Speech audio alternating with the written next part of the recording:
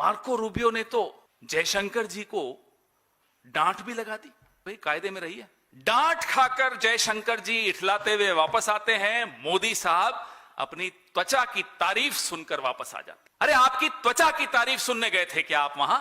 What kind of vanity is this? Why do you need endorsement? Why do you need approval from Donald Trump? यकीन नहीं होता कि दुनिया के सबसे बड़े लोकतंत्र की जो सरकार है वो इतनी बेआबरू होकर वापस आ जाए। यकीन नहीं होता, बुरा भी लगता है।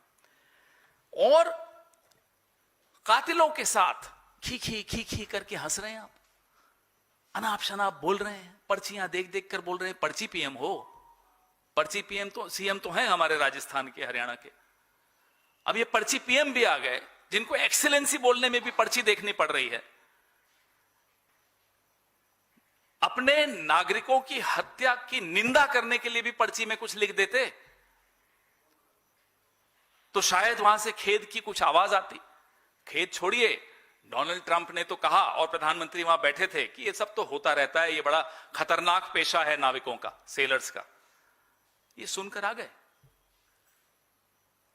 और प्रधानमंत्री की मौजूदगी में डोनाल्ड ट्रंप ने कहा कि जब तक मोदी प्रधानमंत्री हैं भारत के, भारत पे कोई युद्ध होता है, आक्रमण होता है तो अमेरिका उसका साथ निभाएगा। प्रधानमंत्री चुप। कोई और होता प्रधानमंत्री, किस पार्टी का होता छोड़ दीजिए, कोई और प्रधानमंत्री होता तो वो डोनाल्ड ट्रंप की आंखों में आंखें डाल के बोलता, साहब प्रधानमंत्री कोई भी हो, देश सर्वोपरि होता है। और नंबर 2, भारत अपनी रक्षा करने में सक्षम है। ये बोलने तक की हिम्मत नरेंद्र मोदी नहीं जुटा पाए क्योंकि त्वचा की तारीफ हो गई थी। Glowing skin, he is happy.